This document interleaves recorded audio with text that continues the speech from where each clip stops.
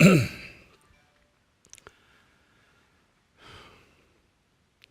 tonight, I'd like to first explain a little bit about meditation practice. Some of you may know about meditation, but it's always good to go back and look what meditation practice can benefit us and how it benefits us. So I'd like to speak a little bit on practice of meditation.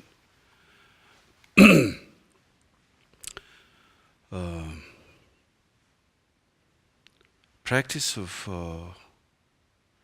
meditation is, in the Buddhist teaching, it has been since the time of historical Buddha, more than 2,500 years ago. And meditation plays a very important role in the teaching of Buddhism. The reason it plays a very important role is the very feeling of happiness that we all have, looking and trying to achieve that happiness in our life, basically comes from the mind. And at the same time, the very source of suffering, confusion, chaos, experience, feeling also comes from the mind. So both good and bad experience, joy and pain, both comes from the mind. So since it comes from the mind, from not other source, our pain is not coming from a stone or some external phenomena, nor our joy is coming from some external phenomena. It's coming from the mind, a conscious awareness that which you have, which you represent. Each one of us have a conscious. It is that conscious which goes through the pain and the joy, particularly the joy which we are seeking all the time. It's the mind. So because everything stems from the mind, therefore it is very important to know what mind is. What is the nature of the mind? How does mind function? How does the experience that we've experienced in this phenomenal world, whether it's positive, negative, how did it really takes a role into our life? So that's why, since we know it did not, our experience in feeling sensation of pain and happiness didn't came from an external factor, such as mountains or trees or water or bodies of other phenomena external. It directly is experienced from your mind. Therefore, it is very important to know what is mind, and in fact, how is mind, where is mind, and how it is. Is the mind has a shape? Is the mind has a physical appearance? And where it is? Is it in our body? Is it outside? So there are many reflection, introspection is done to understand mind. One meditation is called investigative meditation, and one meditation is like simply calm, abiding meditation. We need to go through both in order to understand the mind. Investigative meditation is very important so that you get certain in your mind that yes, everything stems from the mind. You have no doubt that perhaps somebody is emitting some kind of energy from some outer space, and perhaps I'm just representing that as an agent. So you have to be certain it is your cell who is going through that, not somebody else. You're not acting on behalf of somebody else as an agent, whether it's, you can say, agent of God or agent of devil or agent of this or agent of that. You have to be really thoroughly, you have to go through and search.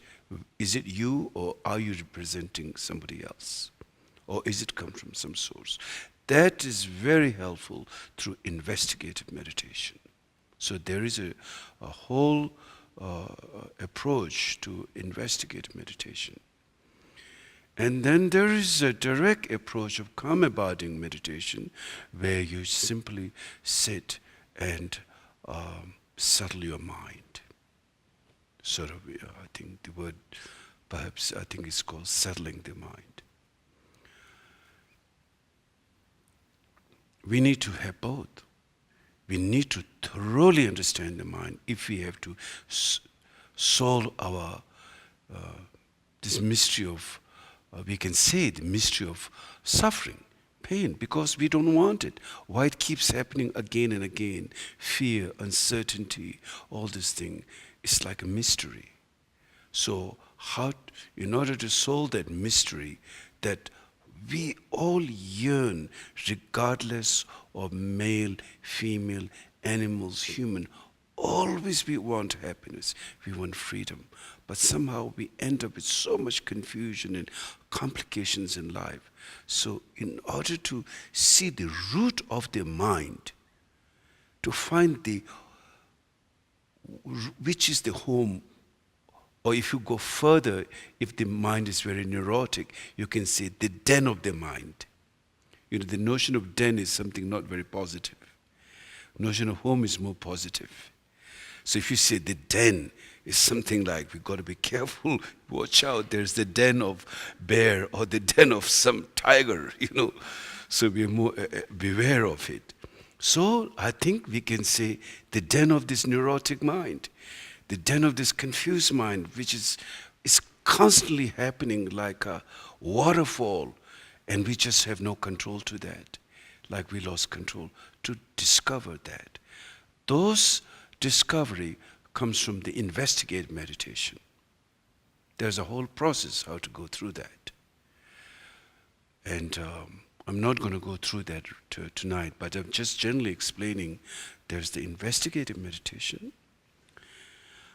And then there is the just simply letting be meditation, which I think very helpful for people who, our modern life, today's 21st century, in this busy speed that no one has time to rest, constantly the demand of so many things into our life makes our mind very busy, and anxiety.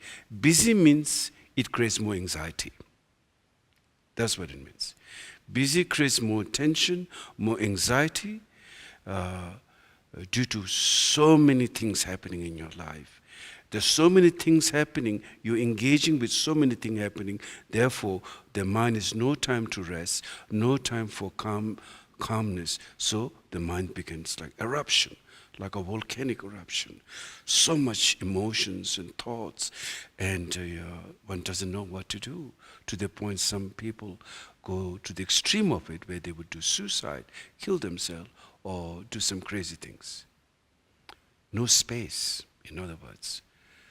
It's like the room is congested, but there is no space to open up, or to feel free, or to just be yourself.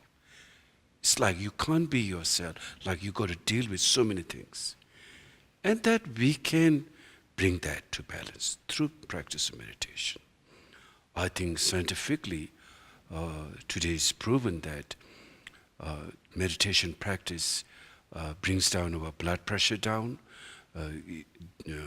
brings the balance, constitution, body has a constitution, or wind, according to the Tibetan medicine, is called, there are three constitutions: wind, phlegm, and air. when the air is too much in our body, then our thoughts get like very random and very eruptive. And then when there's too much phlegm, the persons get very lazy, kind of, Of course, that's from the medical point of view. I'm not a doctor, so I don't know much to say about, except a little bit how it's connected with our mind experience to a certain level. But from the mental point of view, when too many thoughts happening, there's no space. And we're always trying to discover space. We want freedom. We want to feel free and open. We're constantly looking for that.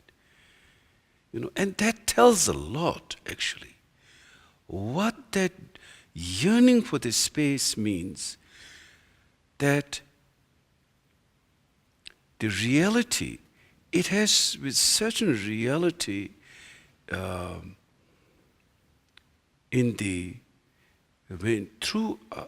earlier I was saying in the investigative meditation, when you look, that our usual notion that thoughts are very independent, seems like very real. And the very belief that thoughts and emotions and personalities and identities are so real that we grasp to that, like it's one independent identity, that is what brought us suffering. That is what make the space totally clogged up. And of course, then it's like a toilet sink. If it's clogged up, then there's lots of bad smells. So similarly, a lot of bad smell of mind. So now, if you really look, are there any thoughts which is independent? In reality, there is no such thing as an independent thought. Because thought, in order to have a thought is a projection. Whether it's positive thought or negative thought, is a projection.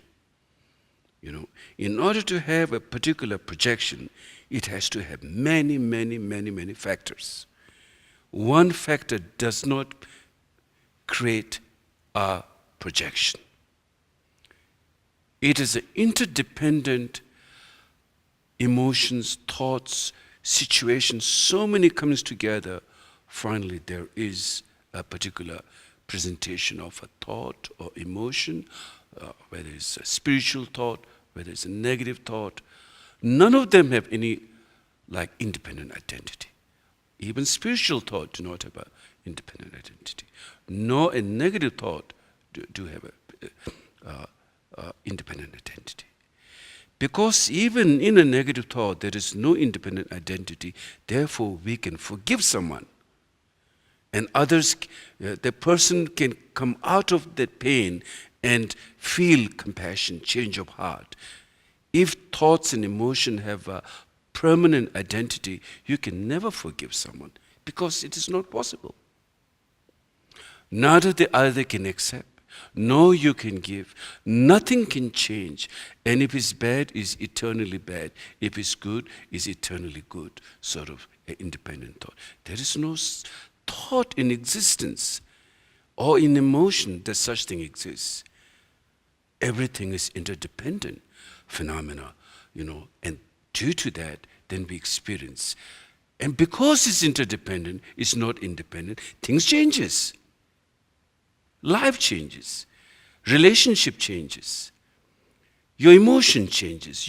And expression goes in this world. Sorry, I changed my mind.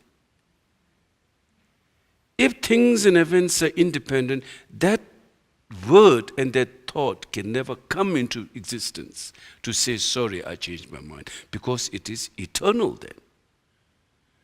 There is no such thing as eternal thought. There is no such thing as bad as eternally bad, because that bad is a collection of negative due to many factors, but it has no reality again. Therefore, bad people change into good, And sometimes good people also become bad. But all those are transitory. Nothing eternally. Our life is a transitory. We are here now, we are there now. We are constantly moving, changing.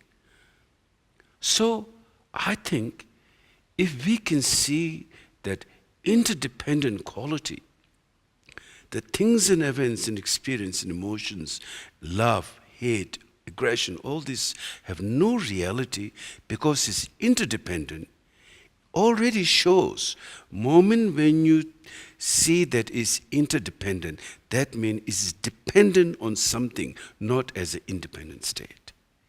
And if it's dependent on something, then it has no inherent existence as itself as a ground of independence. And when you see that, already there's a space. Reality, there's a space.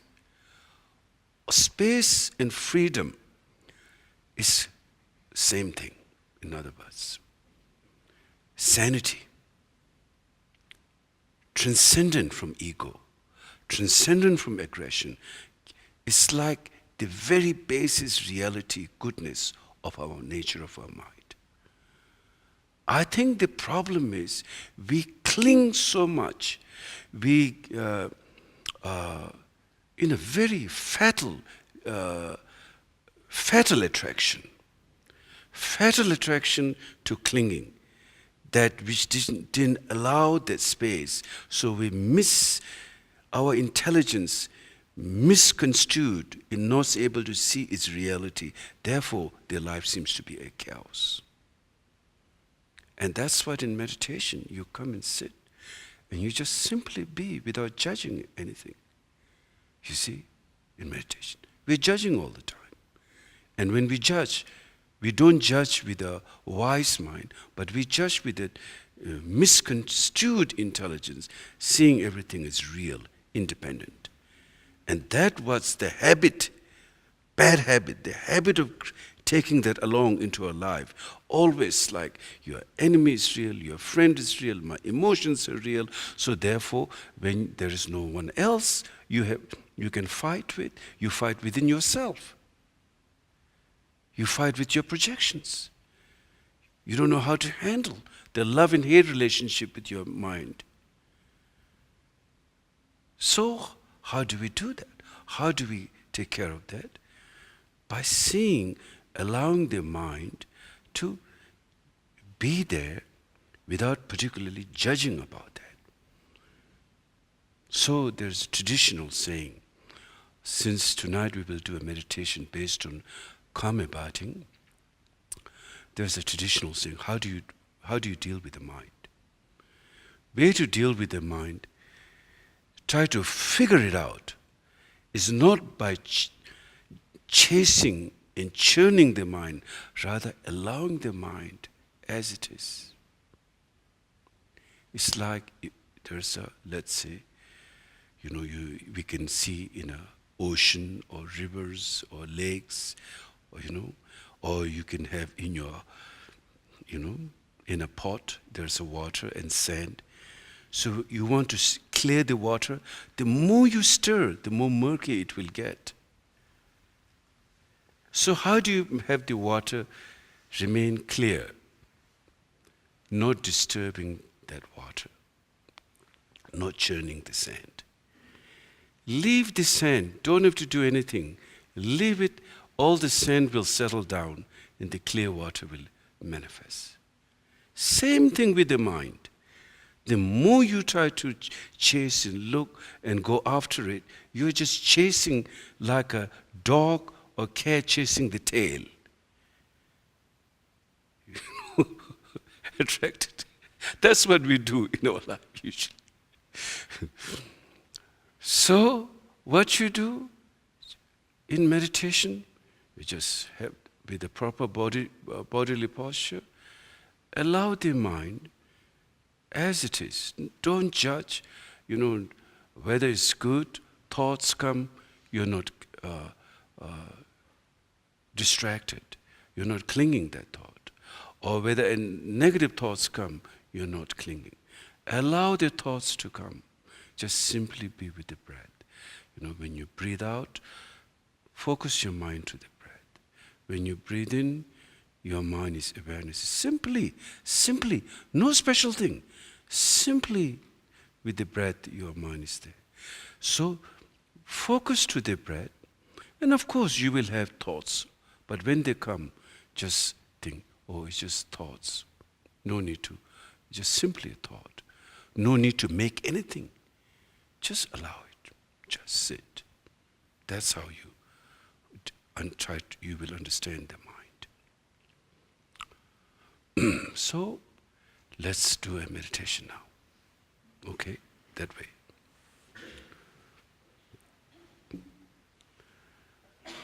Sit straight. Your body posture is very important.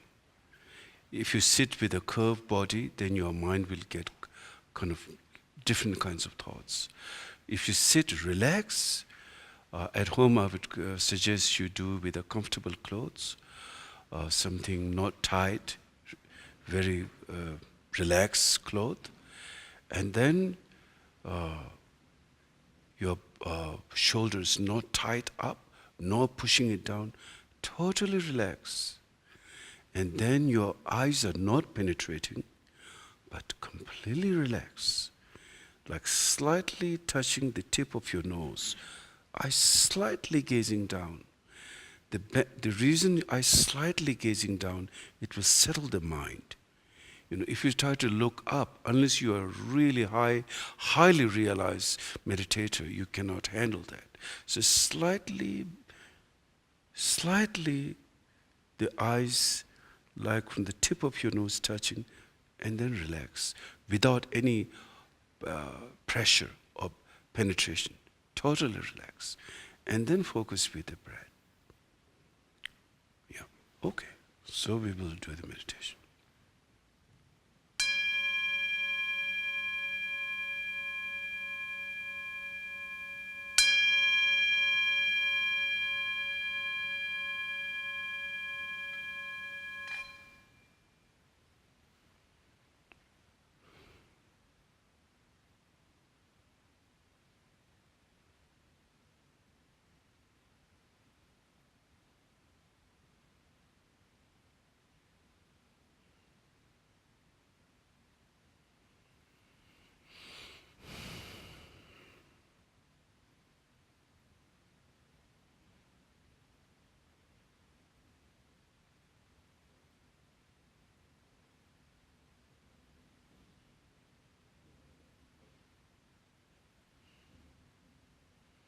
If you hear sound, don't judge. If you have thoughts, don't judge. Just allow it. Be with the breath.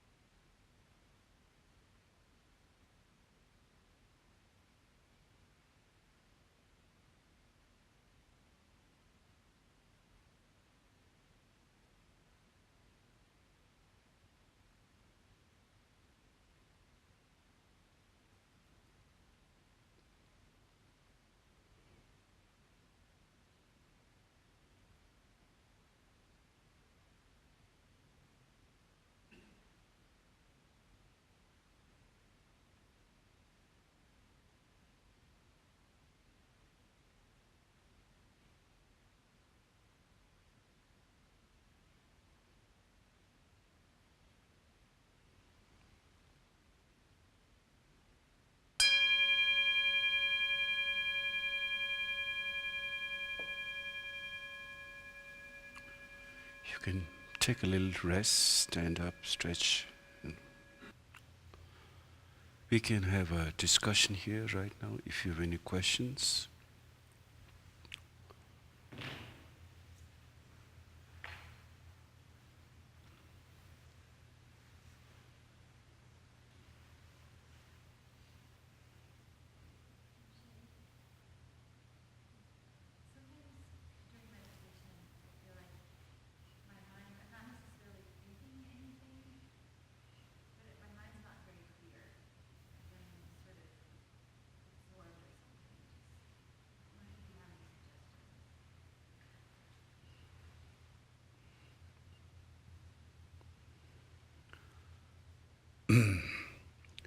Absorption of mind in meditation,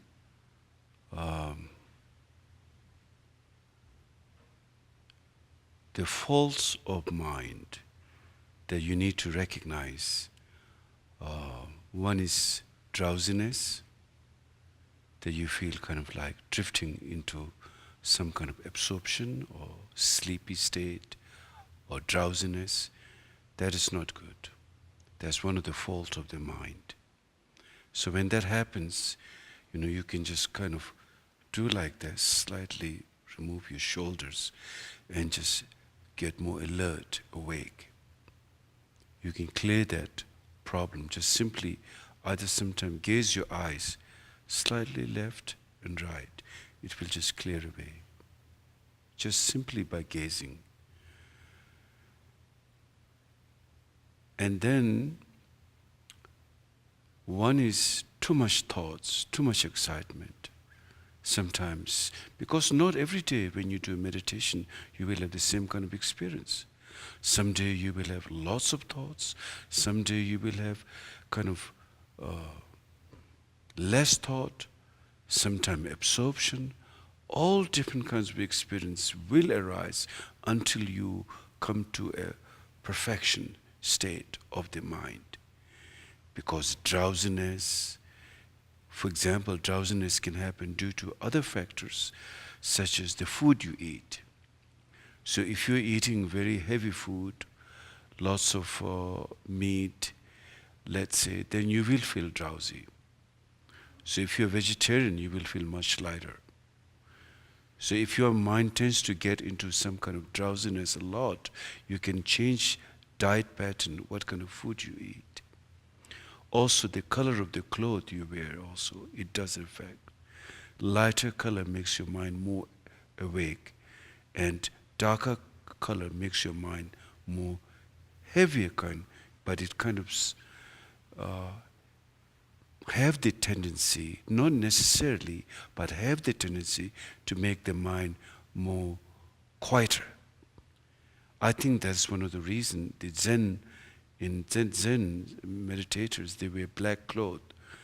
The black cloth kind of makes your thoughts, emotion less. But while if you wear lots of colorful clothes, yellow, bright, orange, it can make your mind more awake. So the colors does have affect how your minds, reacts to that. So the point is, for you to be clear in your mind, therefore you have to first learn through your own experience, physical experience, how does your mind relates to, with particular type of colors, clothes or food, so that you bring the right balance into your mind. So those are the faults of meditation you need to clear. If not, then mind can, if it gets drowsy, then that leads to stupidity. Meditation makes your mind clear. Okay, so then, sitting posture, is very important in meditation. And the hip should be slightly supported. That's why these zafus are, there's two, the square one or round one is whichever you feel comfortable, but the back should be, the hip should be slightly up. Another level, it is said that every person, since their channels and energy is different, like the Tibet's famous yogi Milarepa, the perfect balance for him is this style. You see in a Thangka, Milarepa, he meditates this way. And that flow is perfect balance for him. So each one is slightly different, but so that you have to discover, through your own meditation practice. Okay, so we should sit, do another session of meditation now.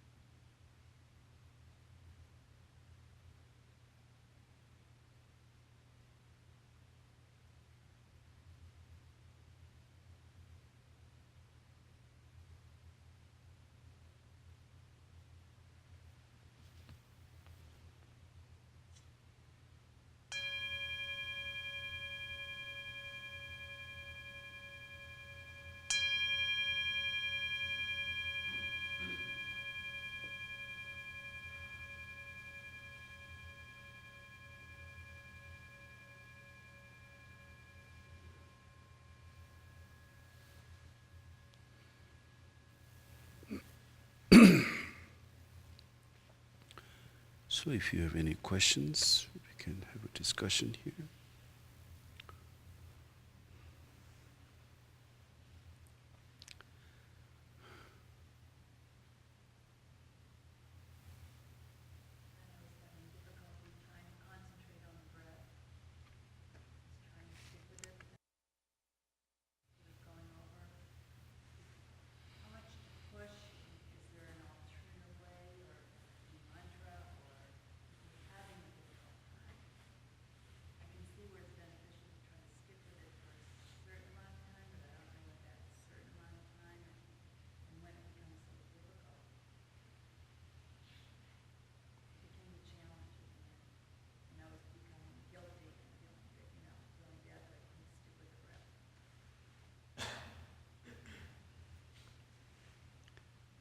At the beginning, there will be some challenges.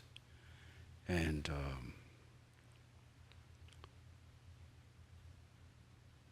if you try to suppress the mind, that's not the answer. If you get distracted, that is also not the answer. But when you meditate, sometimes so much thoughts come, and then it wouldn't stop. You're trying to be aware, but it wouldn't stop. At that time, sometimes what you need to do is like careless. In other words, if you love your mind too much, there is problem. Oh, I can't have this. Mine has to be perfect. I'm trying to make it come back, but I have no control. It's like, then deep inside, again, you are creating some kind of attachment.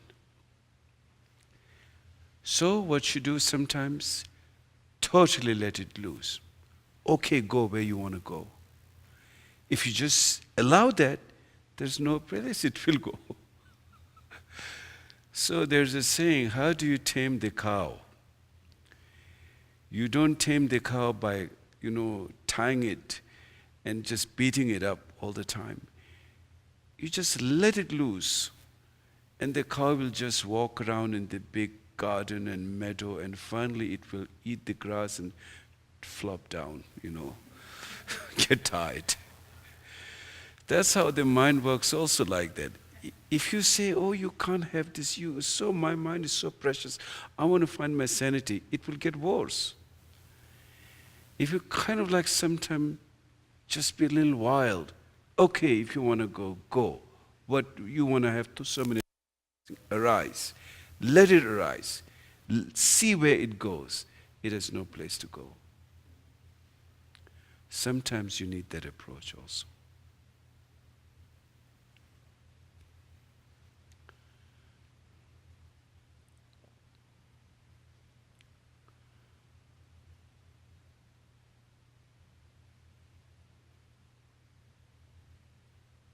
So wonderful. Then please sit in your home every day. In the morning is good time to sit. Or if you don't have time in the morning, you can sit before you go to sleep also. Or during the day, whenever you have time. Every day make a discipline in sitting. Then your mind will get balanced and clear. So, and thank you. Good night. Thank you. You're welcome.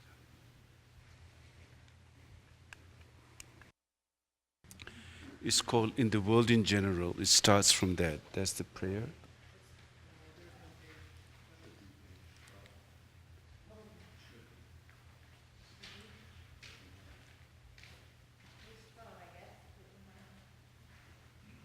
Okay. In the world in general, and in this nation, may not even the names disease, famine, war, and suffering be heard. May virtues, qualities, and merit and prosperity greatly increase, and may continuous good fortune and sublime well-being perfectly arise. In the world in general, and in this nation, may not even the names disease, famine, war, and suffering be heard. May virtues, qualities, and merit and prosperity greatly increase, and may continuous good fortune and sublime well-being perfectly arise. In the world in general, and in this nation, May not even the names, disease, famine, war, and suffering be heard. May virtues, qualities, and merit and prosperity greatly increase. And may continuous good fortune and sublime well-being perfectly rise. So, Genevieve, can you please read the Sunamdi? What's in English? Yeah.